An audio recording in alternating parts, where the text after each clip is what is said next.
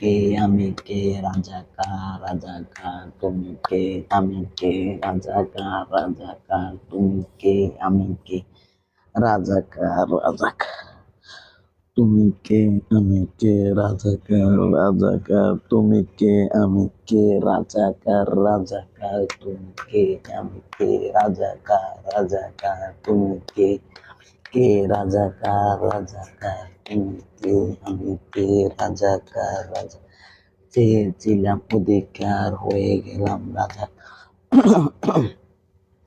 চেয়েছিলাম অধিকার হয়ে গেলাম রাজাকার চেয়েছিলাম অধিকার হয়ে গেলাম রাজা।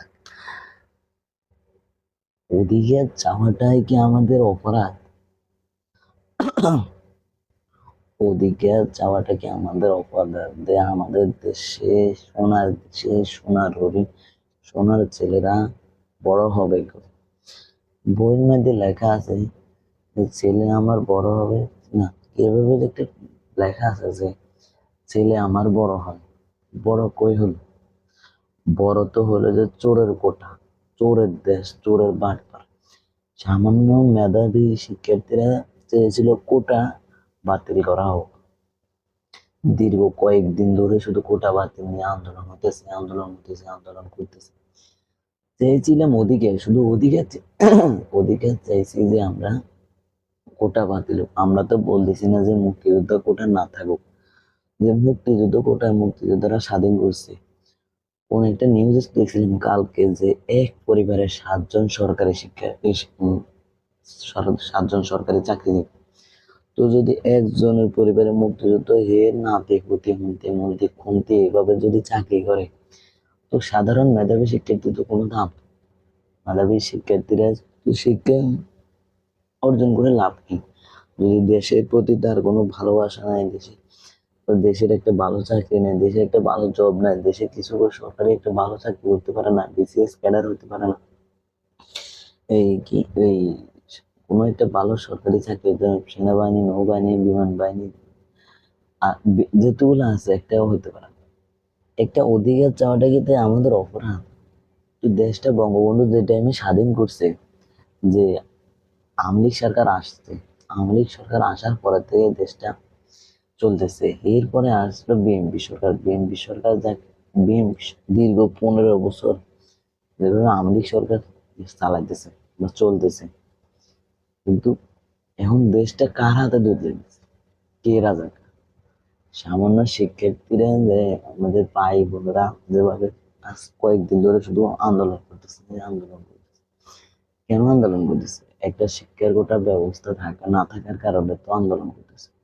একটা শিক্ষা ব্যবস্থা যদি থাকতো যে কোটার অধিকার নাই, সবাই এটা বলার দরকার ছিল যে কোটা ছাড়া মেধাবী শিক্ষার্থীদের উত্তীর্ণ করা হবে। ওরে মেধাবী শিক্ষার্থীদের উত্তীর্ণ তো দূরের কথা, একদম এই 56% যদি মুক্তিযোদ্ধা কোটা হয়, যদি 15% যদি প্রতিবন্ধী কোটা হয়, এরপরে আর একটা 10% যদি কোটা হয়, মেধাবী শিক্ষার্থী কোটা বাকিগুলা যদি হয়, তো এত লক্ষ লক্ষ পোলাপাইন পড়াশোনা করে লাভ কি? যদি পড়াশোনা লাভ করে সামান্য আন্দোলন করছে, যে আন্দোলনকে বলা হয়েছে রাজাকার। চাকরিজীবীরা যদি চাকরিজীবী না পায়, রাজাকার যুদ্ধ হয়ে যায়। যদি মেধাবী শিক্ষার্থীদেরও কোনো দাম নাই, মেধাবী শিক্ষার্থীরা পড়াশোনা করে এইভাবে মাস্টার্স ডিগ্রি বিসিএস হয়, তো বিসিএস হতে পারে না, তারা বাংলাদেশের পড়াশোনা শেষ করে বাংলাদেশের কোনো একটা ভালো জব না ভালো একটা চাকরি পায়, তো এই দেশে পড়াশোনা করে লাভ কি? শুধু চেয়েছিলাম অধিকার হয়ে গেলাম রাজাকার, চেয়েছিলাম অধিকার হয়ে গেলাম রাজাকার। অধিকার চাইছি এটাই রাজাকার। তুই আমরা কার দেশে বসবাস করি, কোথায় বসবাস করি? সামান্য অধিকারের জন্য রাজাকার। তো রাজাকার কারে বলা? যে দেশ বিক্রি করে এলা, যে অন্য রাষ্ট্রে গেছে দেশ বিক্রি করে এলা, অন্য রাষ্ট্রের সুযোগ সুবিধা করে দেয়, এতে কর রাজাকার। এতে রাজা বিছিয়ে আছে দিন দিন, এটারে বলে রাজাকার। সামান্য আন্দোলন করছে মেধাবী শিক্ষার্থীদের, মুক্তিযুদ্ধ তো বলে নাই মুক্তিযুদ্ধের 0% নিয়ে আসতাম, মুক্তিযুদ্ধের বলা হয়েছে যে 10% মুক্তিযুদ্ধ কোটা, 10% প্রতিবন্ধী কোটা, আর 80% হয়েছে মেধাবী শিক্ষার্থীর। ওই জায়গা আমাদের একজন ভালো মানের মানুষেরা বলতেছে এরা রাজাকার। কালকে শাহবাগে 12টা বাজে আন্দোলন চলতেছে। চেয়েছিলাম অধিকার হয়ে গেলাম রাজাকার, চেয়েছিলাম অধিকার হয়ে গেলাম রাজা। তুমি কে আমি কে? তুমিও দেশের নাগরিক না, আমিও দেশের নাগরিক। আমরা আছি, আমরা ওই ভাড়াটিয়া, আমরা ভাড়াটিয়া, দেশে থাকবো, সব থাকবো। আমরা শুধু আইসি ওই আলু ডাল মাঙ্গে করবার নাই, তারা মনে করলো যে দাম বাড়াইবো, আমরা খাইতেতাম মুখের তাহলে আমরা বালা। আর যদি আমরা মুখ ফুটে করেন, আমরা রাজা। এই যে দেশের পরিস্থিতি, এটা দেশের মানে যেভাবে মানে একজন বলতেছে ভালো মানুষ বলে যে রাজাকার, রাজাকার কারা? আবার দ্বারা দেশ বিক্রি করে এলা দেশের সম্পদ নিয়ে অন্যের কাছে বিক্রি করে এলা দেশের সম্পদ দিয়ে বিভিন্ন বাড়ি গাড়ি এই টাকা পয়সা লুটপাট করে বিদেশে নিয়ে পাচার করে, হেতেরে বলে রাজাকার। কি মেধাবী শিক্ষার্থীরা রাজা কি কি বলবো?